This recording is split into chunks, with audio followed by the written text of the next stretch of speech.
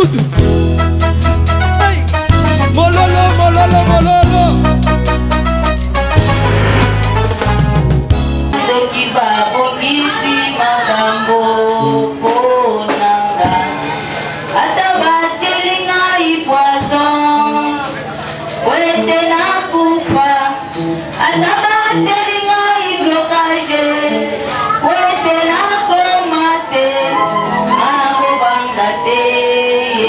Yeah.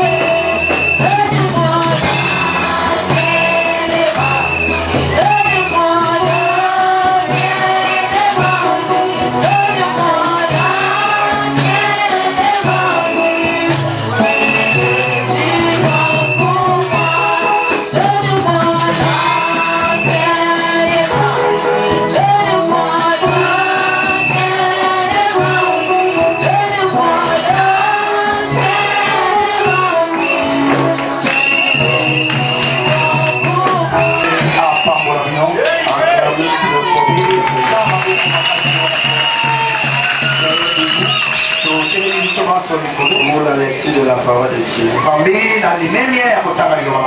Que tout le monde soit debout. Je vais lire dans Matthieu chapitre 7, verset 7.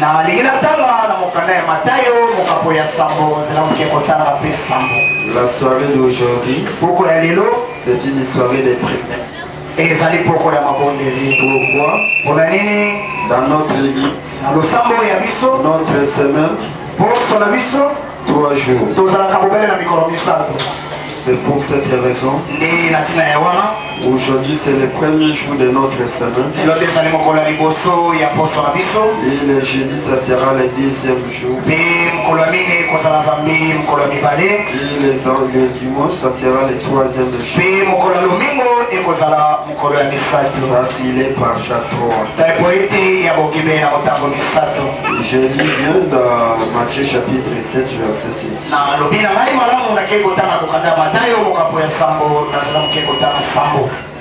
Deux et l'on vous donnera. Cherchez, vous trouverez. Frappez, on vous ouvrira. Car quiconque demande reçoit. Celui qui cherche trouve. Et l'on ouvre à celui qui frappe. Inclinons vos têtes. Prions tous ensemble. Chacun va commencer à citer ce qu'il est venu chercher ce soir. Voici maintenant à demander cela. Et chercher cela dans la prière. Commencez maintenant à frapper la porte de Dieu.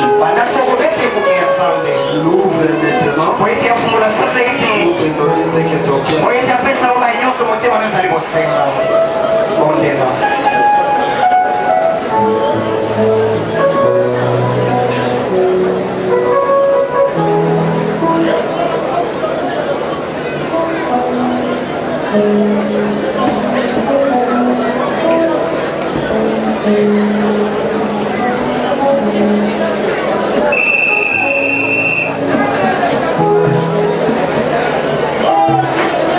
Dieu Tout-Puissant, le Jéhovah de l'Ancien Testament, Dieu Jésus dans le Nouveau Testament. Nous sommes venus devant toi ce soir avec nos différentes charges. Nous charge chacun de nos Seigneurs. Pardonne nos péchés. Pardonne nos erreurs. Purifie chacun de nous. Sanctifie-nous par ta parole. Par ta parole est la vie. Je demande ta justification ce soir. Devant cette auditoire. De moi-même, Seigneur. Que je peux adresser à tes pères. C'est toi qui vas ouvrir. Que je puisse te servir. Va te plaire. On va voir Seigneur. On va faire la parole. Je comprends maintenant.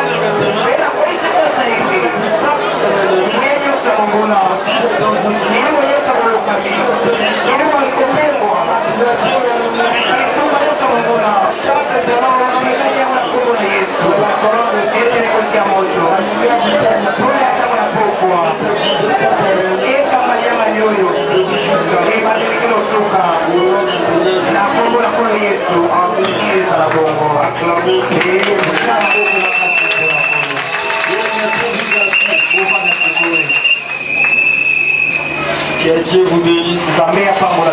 Maintenant, gardez bien silence. C'est une soirée de la prière. Nous devons nous plonger tout de suite dans la prière. Amen, amen. Ici, c'est Jésus qui disait à ses disciples. Demandez Amen, amen. Il y a quelque chose que Jésus avait pour que chacun puisse demander. Si vous demandez, on vous donnera. Si vous cherchez, vous trouverez. Si vous frappez, on vous ouvre. Dans la vie même, s'il y a quelque chose qui nous faut, c'est la vie de prière. Quelqu'un peut faire depuis le matin. Depuis qu'il a prié, et il n'a été pas plongé dans la prière. Il est en train de bouger tellement sa bouche. Quelques minutes, il s'arrête. Il s'est plongé dans ses affaires. C'est pourquoi la Bible déclare, c'est la parole du Seigneur.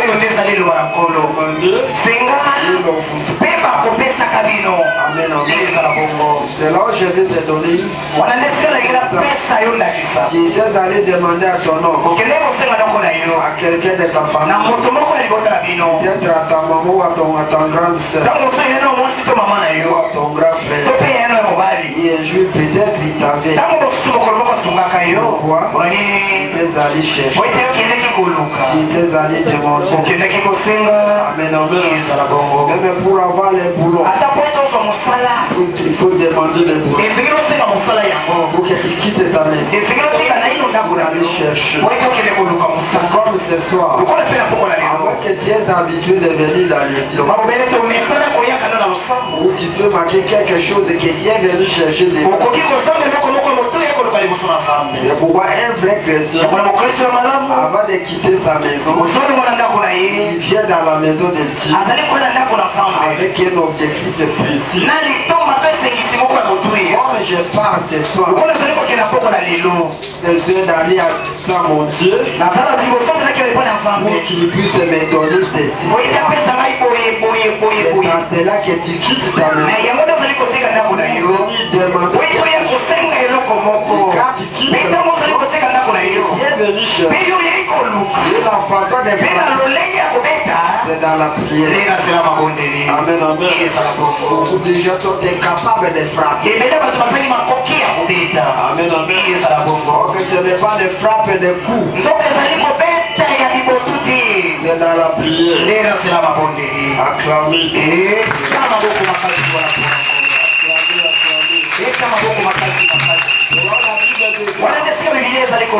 Quiconque demande reçoit. Si vous demandez quelque chose auprès de ton Créateur, tout tard, tu recevras cela. Et tu t'attarderas. Comme tu as demandé à la fin de tout, tu recevras cela. Amen, amen. Si vous connaissez bien la langue française, comment la Bible dit, quiconque demande reçoit. Celui qui cherche trouve. Il en ouvre à celui. Écoutez l'exemple que le Seigneur avait. Quelle foule donnera une pierre à son fils s'il demande du pain?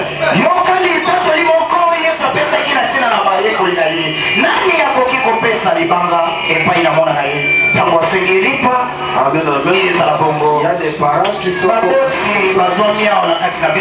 donnant son une pierre pendant qu'il a failli être en famille. J'ai tout effort. Tu ramasses les sables et tu commences à faire introduire dans la bouche de as-tu déjà fait cela? Mon frère, as-tu déjà fait cela? La faille est totalement affamée. Tu feras peut-être un noyau et tu introduis dans la bouche de la j'ai tout effort, quel que soit ton intégrité, quel que soit ton mauvais cœur, tu n'as jamais fait cela.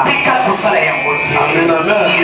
Au lieu de donner un peu à l'enfant, tu donnes une pierre. Écoutez la deuxième question. Ou s'il demande un poisson, lui donnera-t-il un serpent? Si l'enfant de mort, Ce qui m'a signé. un poisson, Misi. tu peux donner à l'enfant un serpent. J'ai eu des fois. Avec l'amour que nous aimons, j'ai eu des fois. Il y a un parent qui peut donner un serpent. Un serpent mort. Tu ne donneras jamais. Acclamez.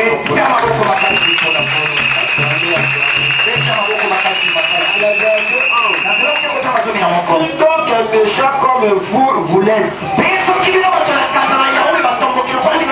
Donnez de bonnes choses à vos enfants. À combien plus votre Père qui est dans les cieux donnera-t-il de bonnes choses à ceux qui lui demandent? Acclamez.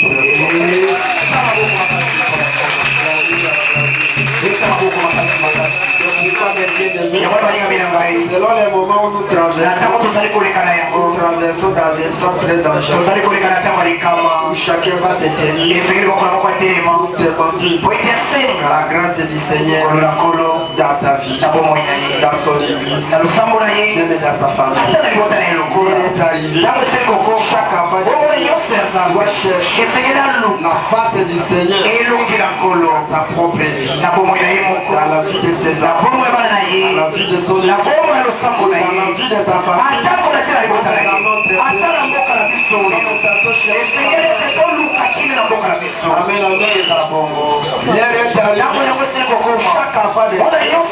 doit frapper, doit être fort dans la vie.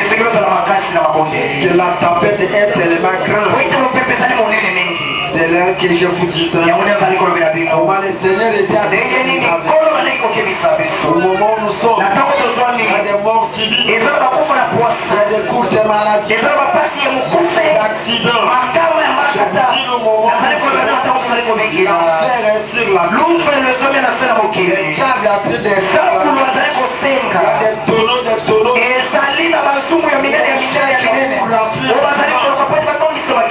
Amen. C'est pourquoi toi et moi, nous sommes censés chercher la grâce du Seigneur dans nos propres vies. Si les méchants comme vous l'êtes, vous pouvez donner des bonnes choses à combien le Seigneur qui est assis là donnera-t-il à ses enfants si nous ne recevons pas les meilleures choses, nous les demandons. Amen, amen. Nous les cherchons. Nous ne prenons pas le sang dans la bouche. Surtout ici à l'église, les gens connaissent. Quand il tombera malade, il sait qu'il va appeler le pasteur. Quand va tombera qui va Amen, amen. Les jours, quand je ne serai pas là, quand je serai dans le voyage, que vous soyez habitués dans la vie, que chacun sache quand vous demandez, Jésus avait dit, vous demandez, vous ne recevez pas, vous demandez on doit vous apprendre comment chercher, comment frapper, Dieu du ciel nous a sur nos cœurs. Amen, avant de n'est pas comme toi, tu as toujours demandé impérativement. Amen, amen. Oblige Dieu. Non, avant de demander, il faut d'abord renouveler Dieu. Un enfant de Dieu, avant de faire la vie, doit d'abord chanter. Chante pour les rois. Chante des bonnes chansons. Après avoir chanté, c'est là que Dieu est trop. Commence maintenant à prier. Seigneur, je sais que si je suis, c'est pas ta volonté. Tu commences à montrer ta grandeur d'abord. Beaucoup de gens tu m'as gardé.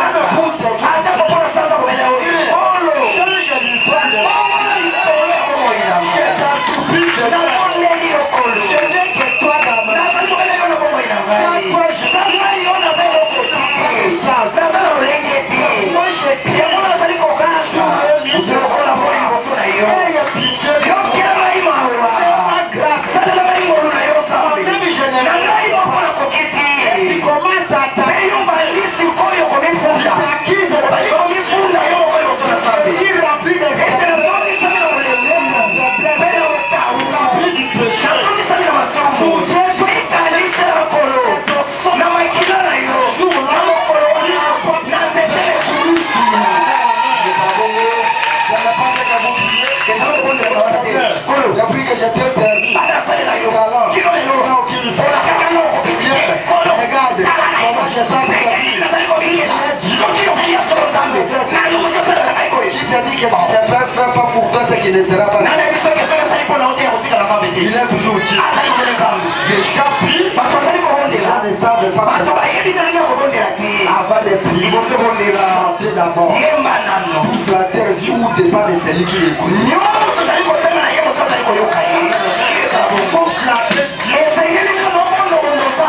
Parler des bonnes choses. C'est en cela que tu commences à chercher quelle est ta volonté pour que le Seigneur puisse être là. Acclamez très fort pour les c'est un moment très dangereux. Surtout cette année, quand je regarde comment Dieu me parle, ça me fait vraiment mal au cœur. C'est pourquoi je ne cesse pas de vous apprendre. Je ne cesse pas de demander la grâce de Dieu. Que nous sommes un peuple. Cette église, le message que vous savez, la grâce de Dieu. Et la grâce est une grâce à celui qui comprend. Pendant que je suis avec vous, pendant que l'option de Dieu est dans la salle, dans le moment maintenant, chacun va se faire son cœur, toute sa force, son âme, va s'opérer. Et les dieux que vous aujourd'hui en Israël, on a besoin de ce Dieu. Il est pris. Aujourd'hui, en Amérique, les gens ont besoin de ce Dieu qui parle. Ici, n'est bien aux États-Unis. Il avait reçu les raisons. Quand le prophète Alléluia.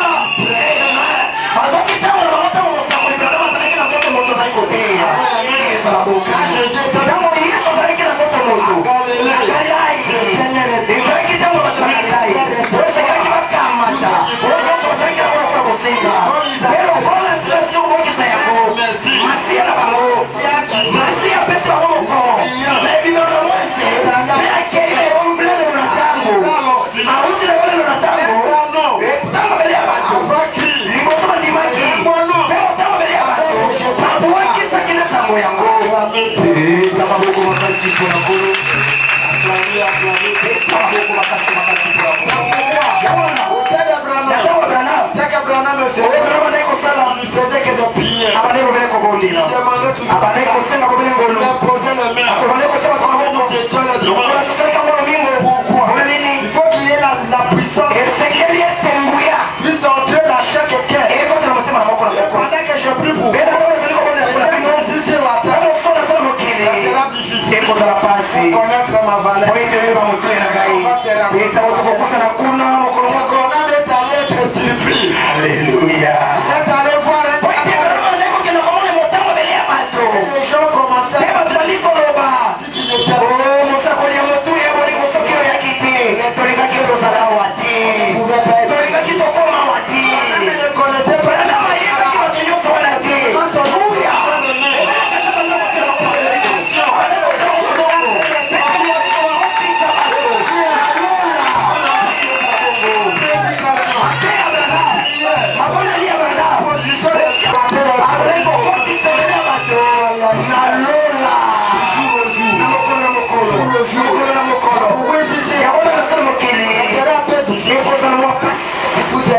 sais pas, la valeur de ce message. Qui quittera la terre. Qui va aller remercier ce message. Acclamez très fort.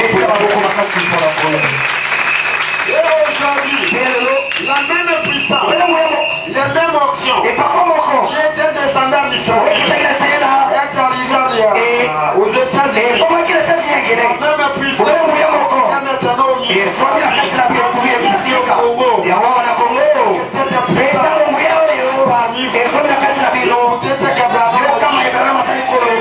Procure par la porte. Yesu azali kobeta na ekuke.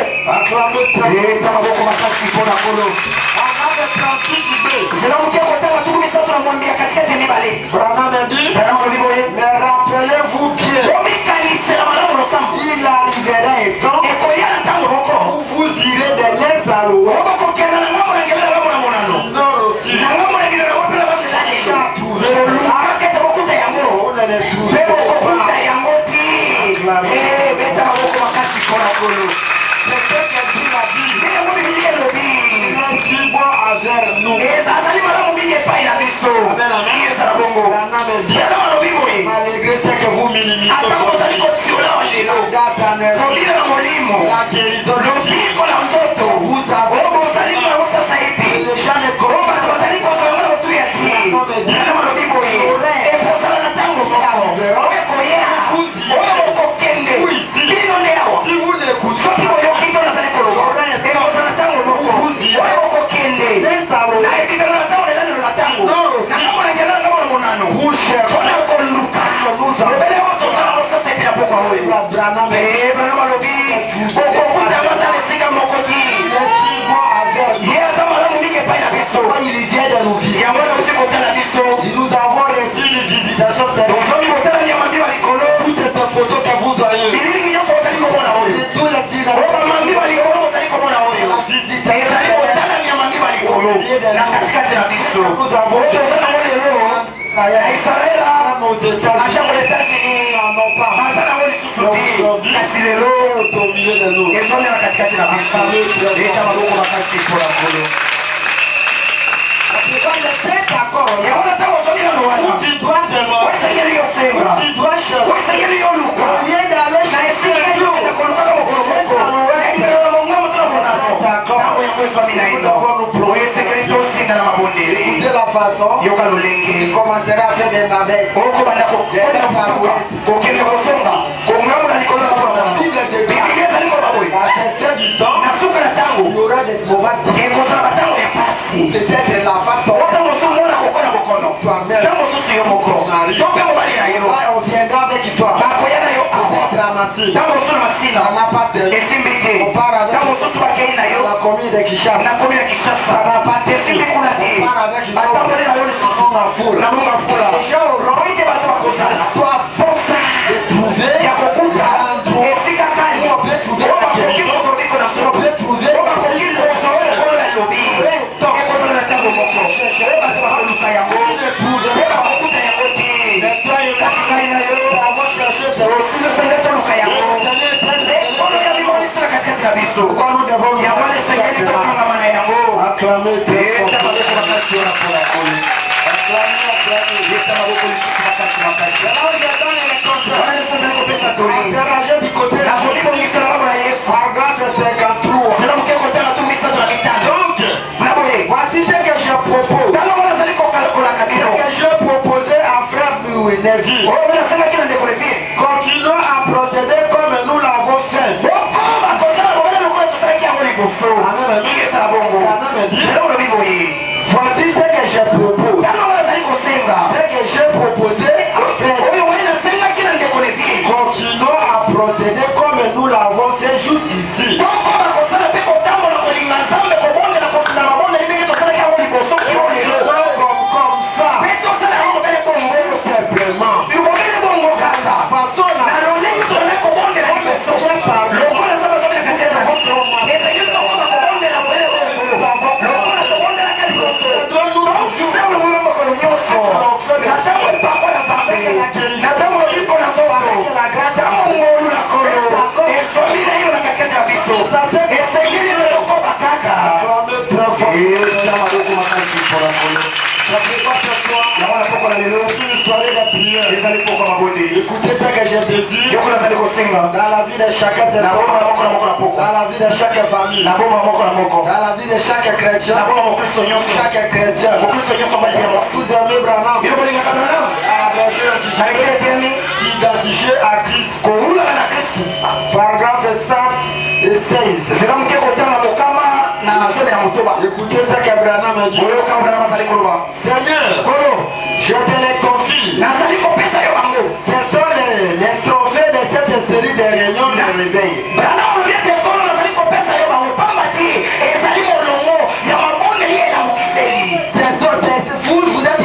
résultats de cette série de réunions.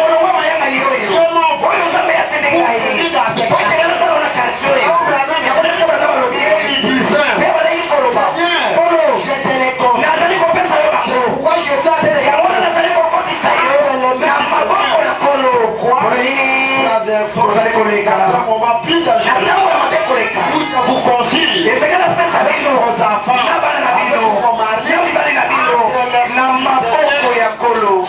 puisse vous prendre le trophée de cette série de réunions de réveil. J'ai de prendre soin d'eux.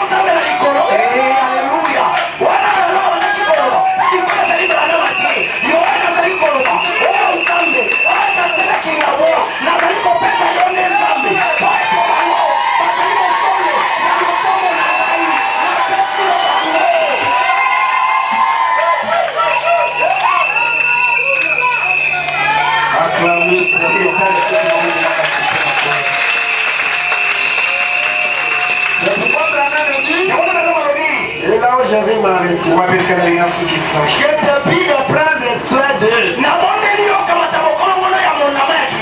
Acclamez.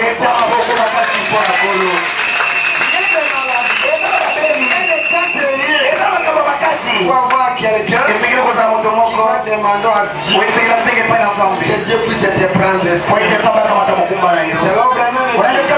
Les maladies sont à route. Les médecins ne seront pas. Avec les dieux d'Abraham, avec les dieux d'Israël, il peut tout faire. Amen, amen. Pourquoi pendant ces temps, il y a l'ombre de la mort, des accidents, problèmes espirituels, vous qui êtes venu écoutez ma mission, mon message, que je désire, le Seigneur puisse vous prendre soin. Devant vos combats, devant vos attaques, devant les malades, et le Seigneur. Amen, amen. C'est ça aussi que j'adresse au Seigneur. Il déclare, demandez, on vous donnera. C'est ce que je demande. Cherchez,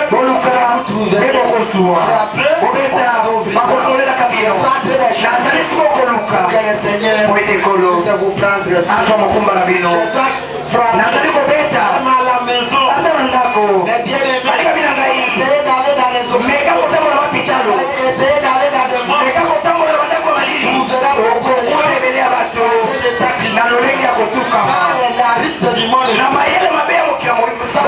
volonté de vous et moi,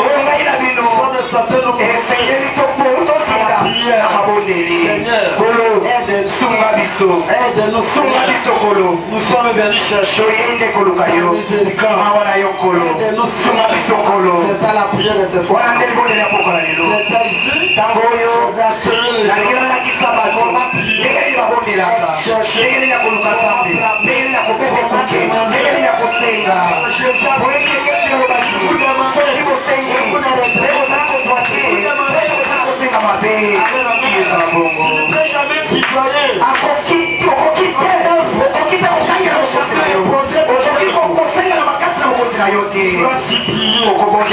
acclamez très fort.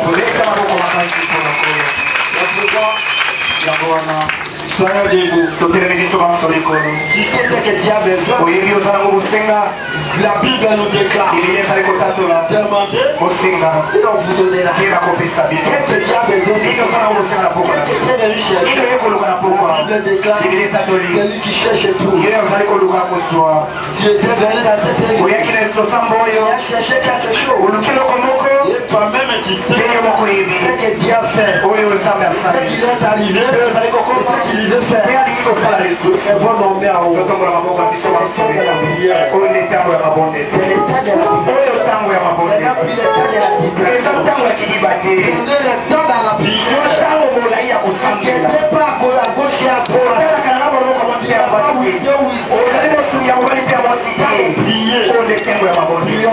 Ils sont pas sortis les longos, les moments de prière.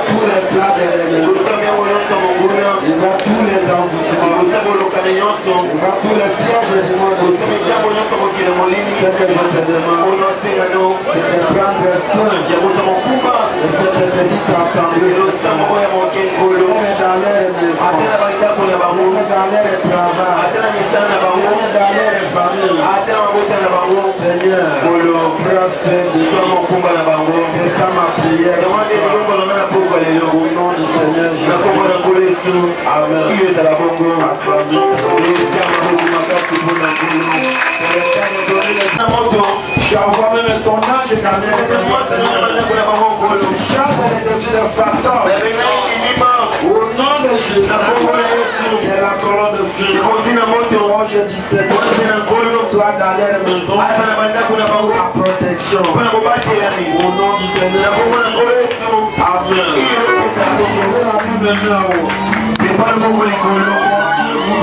Amen.